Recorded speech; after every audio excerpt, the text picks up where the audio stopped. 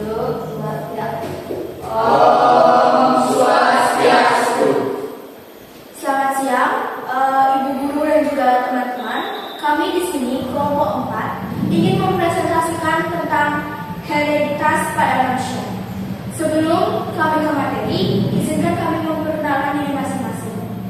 Perkenalkan, saya Ika Muhammad Juga Putra, nomor absen 7. Perkenalkan, nama saya Matipa Saudradana, nomor absen 11. Perkenalkan, nama saya Nathan Tirnanda, nomor absen 18.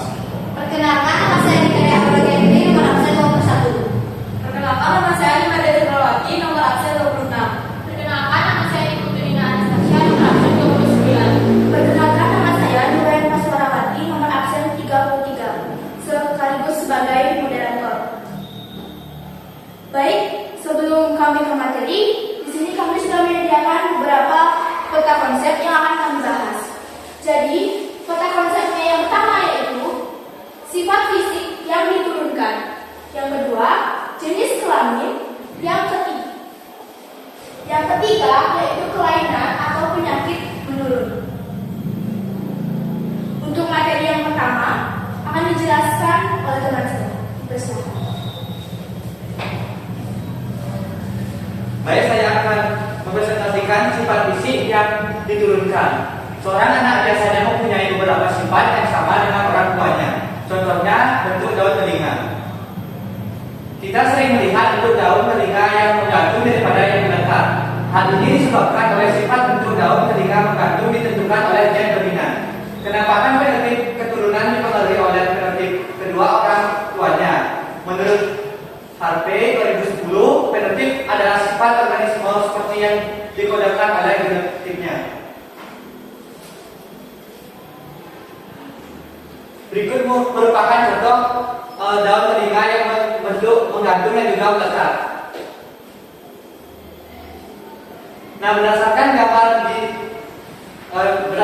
tadi, seseorang akan mempunyai daun telinga melekat jika kedua orang tuanya berdaun telinga melekat. Selain daun telinga, beberapa sifat fisik yang diturunkan dapat disimak dalam tabel berikut. Sifat bentuk rambut dominan keriting, resesif lurus. Sifat warna rambut dominan coklat tua, resesif warna lain. Sifat rambut dominan botak, resesif tidak botak. Sifat pada bola mata dominan coklat, resesif biru atau abu-abu. Sifat mata dominan sipit, resesif lebar. Sifat bentuk hidung dominan lurus, resesif melengkung. Sifat ukuran hidung dominan tebal, resesif tipis. Sekian presentasi yang saya bawakan. Selanjutnya saya persilakan ke teman saya. Saya nomor absen 11 akan melanjutkan presentasi. Jenis kelamin. Jenis kelamin seseorang ditentukan oleh kromosom.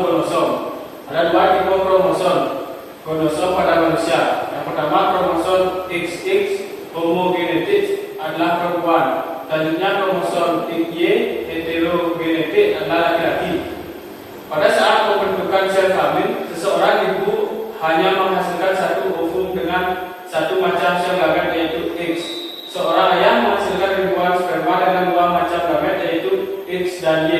Ketika sperma X bertemu dengan ovum, akan dihasilkan anak perempuan. Sementara itu, tes sperma Y bertemu dengan ovum akan dihasilkan anak laki-laki.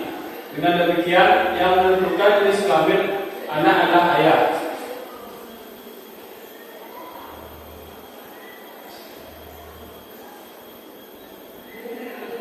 Kelainan atau penyakit menurun. Suatu penyakit dapat diturunkan dari generasi ke generasi berikutnya melalui perkawinan. Penyakit tersebut dipengaruhi oleh gen baik, gen dominan maupun gen resesif. Selain itu, ada pula penyakit yang menurun pada laki-laki saja atau perempuan saja. Keadaan tersebut diakibatkan karena penyakit terpaut pada kromosom X dan kromosom Y. Selanjutnya akan dilanjutkan oleh teman saya.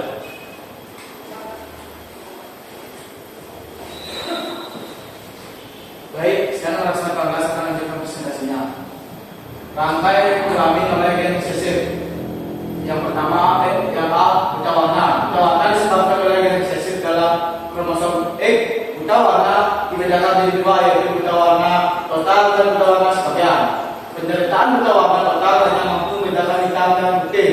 Ada dua macam buta warna, sebagian yaitu buta warna bintang atau tidak mampu mendeteksi warna hijau, dan buta warna rotan atau tidak mampu mendeteksi warna merah. Warna ditentukan oleh gen resesif atau gen CB yang terpaut dalam terpaut pada kromosom X. Selanjutnya, hemofilia. Hemofilia adalah kelainan genetik yang ditandai oleh darah yang suka membeku.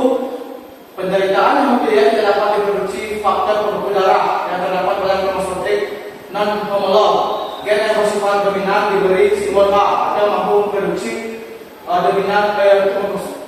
memproduksi faktor pembeku darah. Sedangkan gen resesif diberi simbol H atau tidak mampu memproduksi faktor pembeku darah. Hemofilia ditentukan oleh gen H atau kromosom X. Keturunan yang mempunyai genotipe resesif homosiga biasanya bersifat tebal.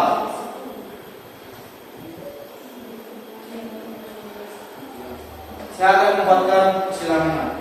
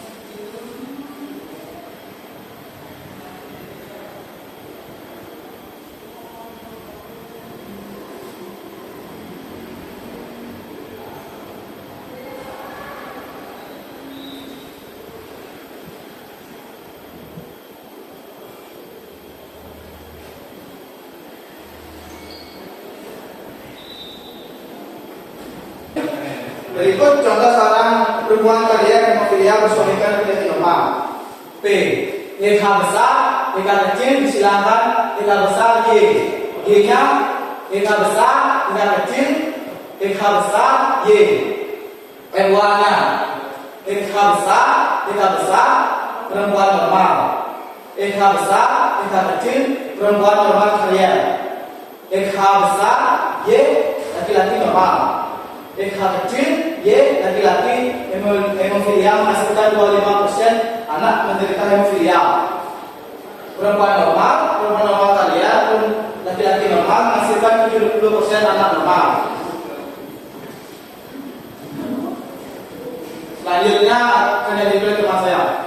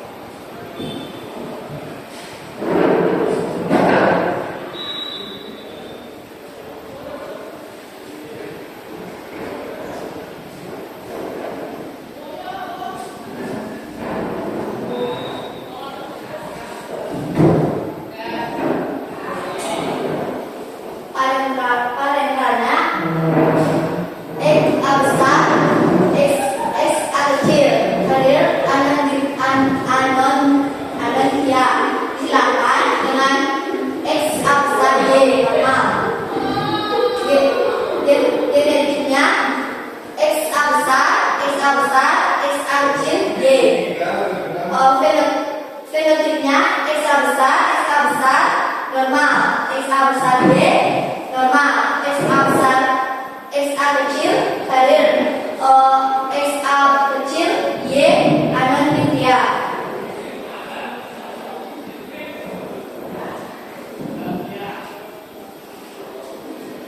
Dan yang D, hipertriskosis. Hipertriskosis adalah kelainan berupa tumbuhnya rambut di bagian tertentu dari daun telinga, wajah, dan anggota tubuh yang lainnya. Kelainan ini ditemukan oleh gen H yang berkaitan kromosom Y, sehingga kelainan ini hanya diderita oleh laki-laki. Saya akan membuatkan istilahnya.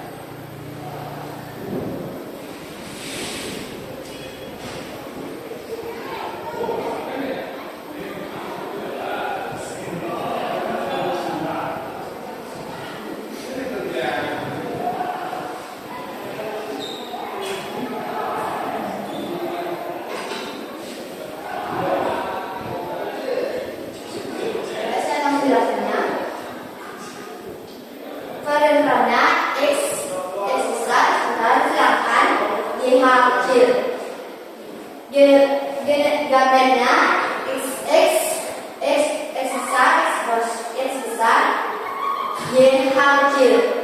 Fenotip X besar normal. X besar Y kecil normal gitu. Baik, seperti saya akan selanjutkan ke teman saya.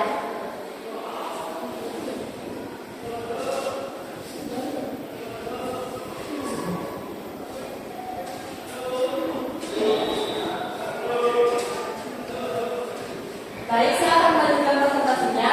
Yaitu yang kedua adalah kayak kalian yang dominan. Ini yang kurang email biasanya berwarna coklat dan tidak besar. Kelainan P dari sini ditentukan oleh gen dominan Y atau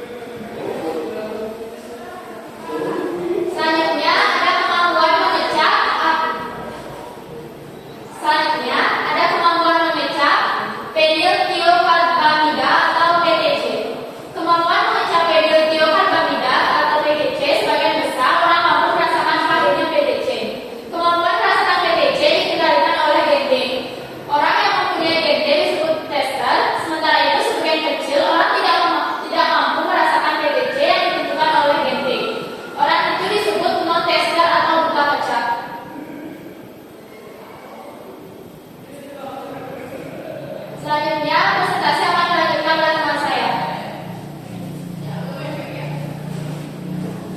Baik, selanjutnya yaitu penyakit yang menurunkan yaitu polidaktilis, di mana polidaktilis adalah kelainan genetis yang ditandai oleh jari tangan atau jari kaki berjumlah 6 atau lebih.